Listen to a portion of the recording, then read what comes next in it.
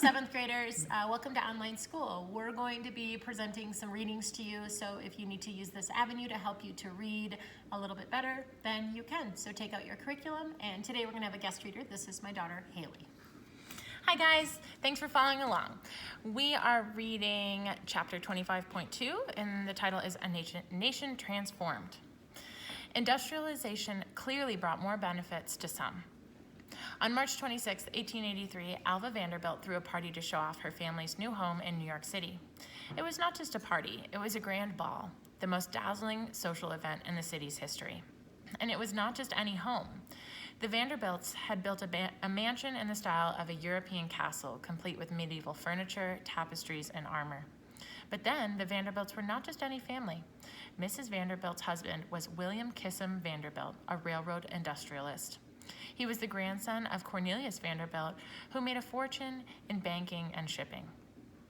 The Vanderbilt clan was one of the country's wealthiest and most powerful families.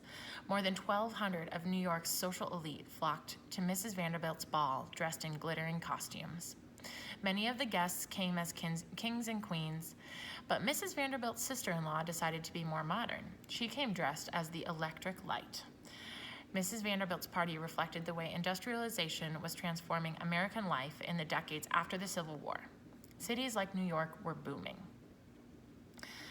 The growth of big business. Families like the Vanderbilts made huge profits from the growth of big business after the Civil War. Businesses got bigger in part because of new technology and manufacturing practices. They also grew because there was more money to invest in them. Bankers and investors were happy to provide the necessary funds in hopes of earning large returns. Some of the money that fueled industrialization came from the large-scale mining of gold and silver in the West. Entrepreneurs in banking, commerce, and industry were gaining enormous wealth. Technological marvels like the electric light were changing how Americans lived and worked. But as the workers in the Triangle Shirtwaist Factory knew, not everyone benefited from this progress. Government policies also contributed to the boom in big business. According to the theory of laissez-faire, economies work best with minimal government involvement. Laissez-faire is French for to let alone. The idea of laissez-faire was that the government should not regulate the price or quality of goods, the working conditions of laborers, or the business practices of bankers and industrialists. Business and government. Some types of government involvement protected business and industry. Federal, state, and local governments helped businesses and industry through favorable laws and subsidies, such as the land grants given to railroads and farmers. Congress passed higher and higher tariffs. These made imported goods more expensive and therefore less competitive with those produced in the United States. The business boom fed the growth of American cities. For 100 years, Americans had been going west to seek their fortunes. In 1890, the Census Bureau said that the frontier line no longer existed. This was the imaginary line on the continent, beyond which the country's population density was less than 2 persons per square mile. The 1890 census marked the closing of the frontier. The new land of opportunity was located in the cities of the Northeast and around the Great Lakes, where factories provided thousands of new jobs. Outside the cities, even farming was getting to be big business.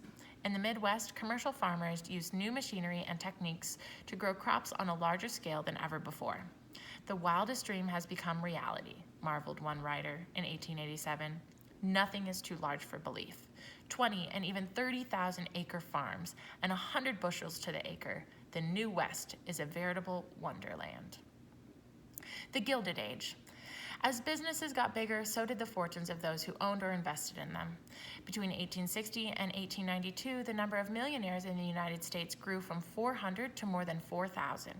The newly rich filled their palace-like homes with elaborate decorations and European art and antiques. In 1873, the great American writer Mark Twain dubbed this the time of showy wealth, the Gilded Age. Gilded means overlaid with gold. Twain's name stuck, but it did not describe the lives of most Americans. While wealthy capitalists lived like royalty, many workers lived in dismal poverty. Those who were immigrants often faced prejudice and discrimination. During business downturns, many workers lost their jobs. People were angry about the relationships between some business owners and politicians that resulted in widespread corruption. As you will learn, these conditions eventually sparked protests and calls for reform.